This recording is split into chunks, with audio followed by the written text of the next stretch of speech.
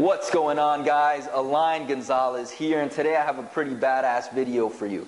Today I want to talk about 3 different rep ranges that you absolutely must periodize into your training if you want to maximize the amount of muscle and strength that you gain.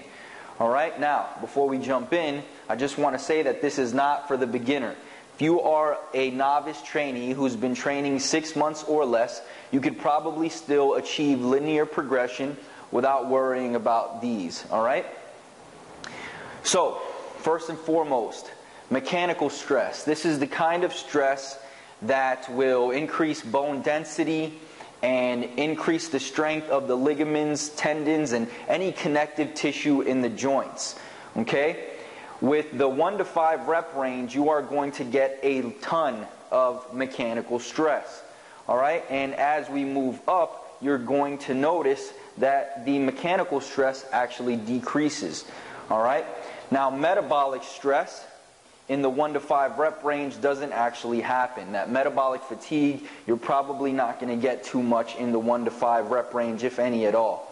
Alright? But once we go up towards the 6 to 12, it gets to the metabolic stress gets a little bit higher, but the highest metabolic stress you will achieve is in the 15 to 20 rep range. Alright, now let's talk about muscle tension, or the amount of time under tension with a heavy load. Alright, in the 1 to 5 rep range, even though the load is heavy, because the reps are so low, you are not going to get much time under tension here. Alright, the maximum muscle tension you're going to get is in the 6 to 12 rep range. Alright, because not only are you moving the weight for 6 to 12 reps, but the weight is relatively heavy still. Alright, and then in the 15 to 20 rep range, even though the time under tension is higher because the amount of reps is higher, the load is not as significant, so it's not going to be as high. Alright, then we got strength. Now obviously it's going to happen mostly in the 1 to 5 rep range, a little bit also in the 6 to 12 rep range, but you probably won't see any strength gains in the 15 to 20 rep range. Alright, now the lactate threshold.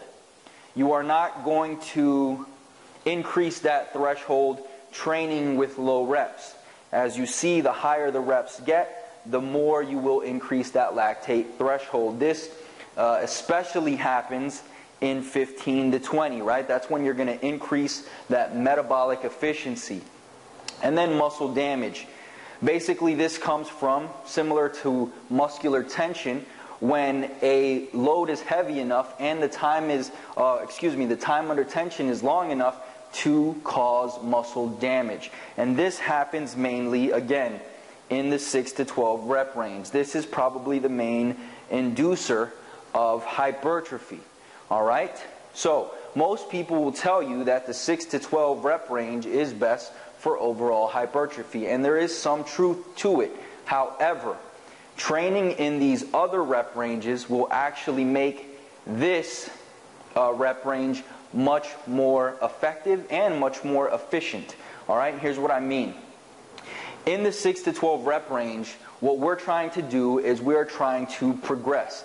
Get stronger in this rep range so that we can increase the stimulus and build new muscle. However, if we train only in this rep range, we are leaving a lot of gains on the table.